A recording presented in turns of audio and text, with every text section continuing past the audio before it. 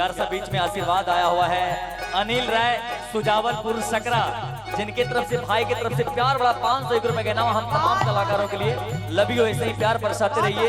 धन्यवाद सर। चाचा हंसई छे बाबा रोवई छे, चाचा हंसई छे बाबा रोवई छे, चाचा हंसई छे बाबा रोवई छे। मैया मुखा बैठी आंसू बहाए रे, लगनी चिड़ैया लगन लेने जाए रे।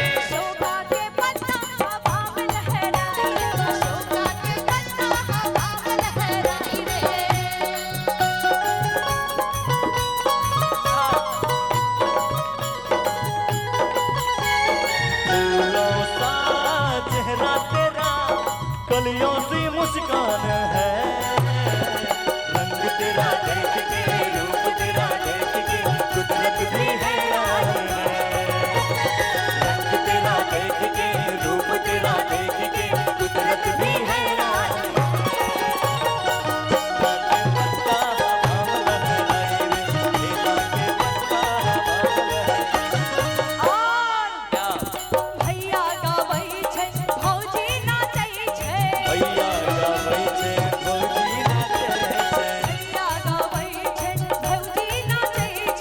भैया गावई छे भौजी नाचे छे, मैया मोका बैठी आंसू बहाए रे, मैया मोका बैठी आंसू बहाए रे, लगनी चिड़ैया लगन लेने जाए रे, लगनी चिड़ैया लगन लेने जाए रे।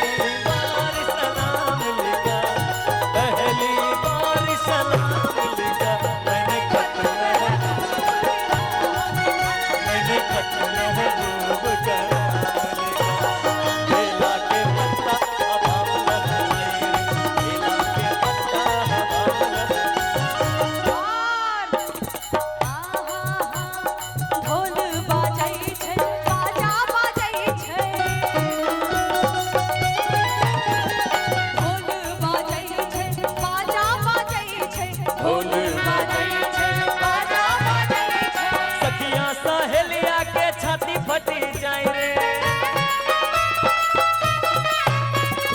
सखियां सहेलिया के छाती फटी जाए रे, लगनी चिड़ैया लगन लेने जाए रे, लगनी चिड़ैया लगन लेने जाए रे। अशोका के पत्ता हवा में लहराए रे, बेला के पत्ता हवा में लहराए रे, दिल दे दिया मैंने किसी को, दिल दे दिया, दिल दे दिया, दिल दे दिया। पूछो पूछो पूछो पूछो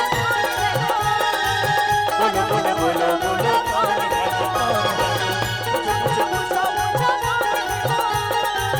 बोलो बोलो बोलो बोलो कौन है वो।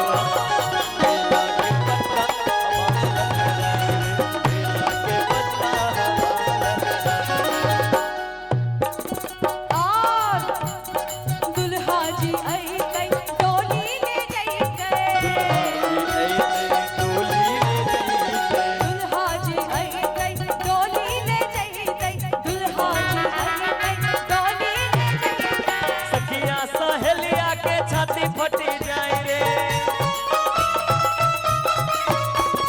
सखिया सहेलिया के छाती फटी जाए रे, लगनी चिड़ैया लगन लेने जाए रे,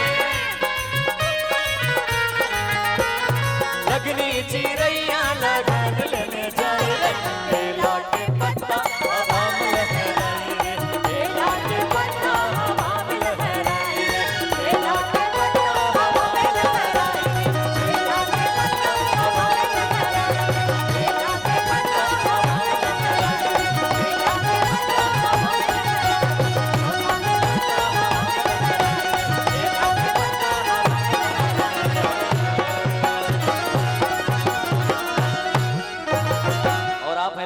उन्होंने